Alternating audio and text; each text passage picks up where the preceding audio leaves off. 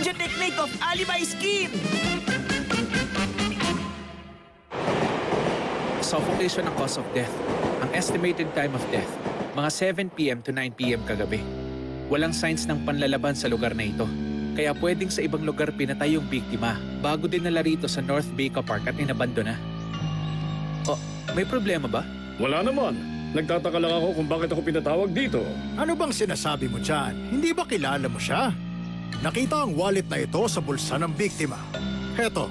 Ha? Aba, business card ko yan ah. Bakit nandito yan? Sa driver's license na nakita sa biktima, residente siya ng Kofu City sa Yamanashi Prefecture. Yuichi Kusaka, 26 years old. Anong masasabi mo, Mr. Mori? Sa kabila ng mga yun ah. Natatandaan ko ang taong yan. Ha? Conan? Huwag mong sabihing makikialam ka na naman ngayon sa kasong ito. Oo, Mr. Mori. Sige, ituloy mo, Conan. Isa siya sa mga kasama ng novelist na si Mr. Ryutaro Tsukigata noong nagpunta dati sa office. Tsukigata? Ah? Tsukigata? Ah! Tama! Isa siya doon sa dalawang apprentice na kasamang pumunta noon. Hindi ba si Ryutaro Tsukigata yung sikat na historical novelist na magaling magsulat tungkol sa mga ninja? Tama ba? Siya ba yun? Siya nga! 6 months ago, bigla lang siyang pumunta sa office dahil gusto raw niyang interviewin ako. Sabi niya, gusto niya ring subukan magsulat ng detective stories. Kung gano'n, nung time na yon, binigyan mo rin si Mr. Kusaka ng business card. Kung tama ang pagkakatanda ko, isa siyang empleyado at nagtitrain siya maging professional writer. At dahil nagkataong nasa area siya, sinama na rin siya sa interview. Okay. Eh yung isa naman. Ha? Teka, ano yung isa naman? Si Mr. Saruhashi. Saruhashi. Masaru Saruhashi ang pangalan niya. Sa Baca din daw siya nakatira gaya ni Mr. Tsukigata. Para matrain siya, lagi siyang tumutulong sa pag-aayos ng nakuhang information. Okay, unahin natin si Tsukigata. Yes, sir. Tayo na, Mr. Mori. Ha? Yes, sir! Ano? Si Mr. Kusaka? At dahil doon, sa tingin namin, mukhang papunta siya rito sa inyo kagabi. Ganun ba? Tama kayo. Papunta nga siya rito dapat kagabi dahil ipakikita niya sa akin yung bagong sinulat niya. Sandali, may dala ba si Mr. Kusaka na manuscript? Wala. Ang totoo niyan, wala siyang dalang kahit anong gamit. Magalagpas ng alas 8 ng gabi, tumawag siya galing sa Taito Station at ang sabi niya darating siya ng alas 9. Pero hindi siya dumating kaya medyo nag-alala ako. Ano? Tumawag siya mga alas 8 sa Taito Station? Oo. Inspector, ang estimated time of death, mga 7 p.m. to 9 p.m. kagabi. Kung nasa Taito Station siya ng mga alas 8, pwede nating manarrow down ang estimated time of death. 2 beses tumawag sa akin si Mr. Kusaka kahapon. Yung una, mga tanghali. Galing sa bahay niya sa Kofu.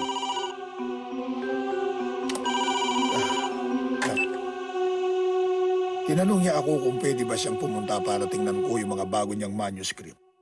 Pero meron na kasi akong plano noon na lumabas. Mga bandang alas 9 pa ako makababalik ng bahay. Mga alas 9. Sige ho, ganong oras ako dadating. Tapos yung pangalawa, mga bandang alas 8 galing sa Taito Station.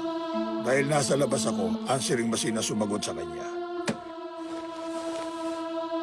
Heto. You have one message. Si Kusaka ito. Nandito na ako sa Taito Station. Papunta na ako dyan sa inyo. Tingin ko, mga alas 9, nandyan na ako. Sabi ng dahan-dahan. Oh, eto na yung tren!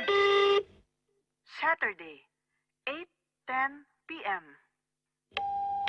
Pwede bang mapakinggan ko ulit? Oo, pwede naman. You have one message. Si Kusaka ito. Nandito na ako sa Taito Station. Papunta na ako dyan sa inyo. Tingin ko, mga alas 9, nandyan na ako. Sabi ng dahan-dahan. Oh, eto na yung tren! Saturday, 8:10 p.m. 8:10 p.m. kagabi, umalis ng Taito Station si Mr. Kusaka papunta sa Baca Station. Tama yan sa impormasyon natin, di ba? Pero ang tawag na yan, parang may kakaiba. 8:10 siya umalis ng Taito Station. Ito yung sinakyan niya. Ibig sabihin, mga 30 minutes bago makarating ng Baca Station. 8:40 p.m. siya dumating ng Baca Station, Inspector. Kung ganoon, nangyari ang krimen mga 8:40 to 9 p.m. Malapit sa may Beka Station. Mukhang ganoon ang nangyari. Oh! Ah! Tama, alam ko na kung sinong salarin! Ha? Mr. Chokigata, lumalabas na yung isa niyong apprentice ang salarin sa krimen! Si Surihashi? Siguro naman may basehan ka dyan, Mr. Mori. Aba, oo, syempre naman. Sa pagkakatanda ko, ang sabi niya nakatira siya malapit sa may Beka Station. Kaya naman kabisado niya ang lugar na yon. At bukod pa ron, siya ang pinakamas may motibo sa lahat. Naalala ko nga noon, nang napunta kayo sa office, hindi ba nagtalo sila noon? Gusto mong tumigil ako sa pagiging apprentice? Mr. Saruhashi! Hindi ba ilang taon ka na nagtitrain kay Master? Hindi pa ba sapat yung natutunan mo? Anong sabi mo? Teka sandali. Mr. Kusaka, itigil mo na yan. Ang gusto ko lang naman, mas matuto pa ako at mag-train din sa tabi nyo. Pero, dahil hindi na kami pwede magkasabay, ako na ang piliin nyo, Master. Hindi yan ang kaso, Mr. Kusaka. Alalahanin mo, meron ka regular na trabaho at empleyado ka na isang kumpanya. Kahit nasan ka pa, hindi mababago nun na apprentice kita. Malaki po ang pagkakaiba ng pwede naming matutunan kung malapit kami sa inyo. Mr. Saruhashi, pumayag ka na magpalitan tayo. Si Master lang ang makapagde-decide niyan. Kompetensya sa pagitan ng mga apprentice. Pwede ngang maging motibo yun. Napaka-immature ng motibong yan. Parang imposible. Ha? Si Takagi ito? Okay. Ganoon ba? O sige. Sa forensics yon, Inspector. Sabi nila wala raw yung fingerprints ni Mr. Kusaka dun sa lighter na nakita. Ano yon? Anong meron doon sa lighter? Nakita ko ito doon sa park, sa tabi ng bangkay ni Mr. Kusaka. Teka, sandali lang.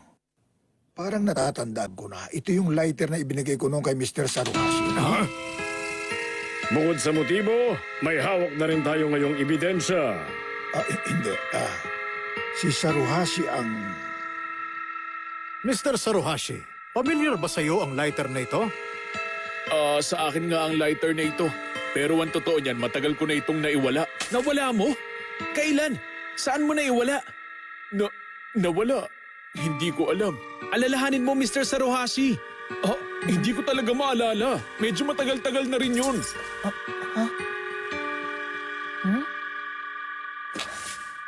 Susi ng coin locker? Tama! Naregalo sa akin ni Master ang lighter na yan, kaya mahalaga sa akin yan. Siguradong ninakaw yan ni Kusaka dahil nagseselo siya. Mr. Saruhashi! Teka, Takagi. Mr. Saruhashi, pwede mo bang sabihin kung nasan ka kagabi? Opo. Nasa coffee shop ako sa harap ng station hanggang 8 p.m. At pagkatapos nun, bumalik ako rito at mula 8:30 p.m. nasa bar ako sa harap ng station. Sigurado ka bang 8:30 ka nandoon? Hindi, mas late pa ron. Sabihin nating mga 9 p.m. Ang estimated time of death ni Mr. Kusaka, sa palagay namin mga 8:40 to 9 p.m. kagabi. Ganito, 8:10 p.m. kagabi na matanggap ni Master Tsukigata ang tawag ni Mr. Kusaka galing sa may Taito Station. Kung ganon, ang oras ng dating niya sa Beka Station, papatak na bandang mga 8:40 p.m. 8:30 ako pumasok sa bar, sigurado ako ron. I-check nyo kung gusto nyo. Totoo ang sinasabi ko. Hindi talaga ako nagsisinungaling sa inyo.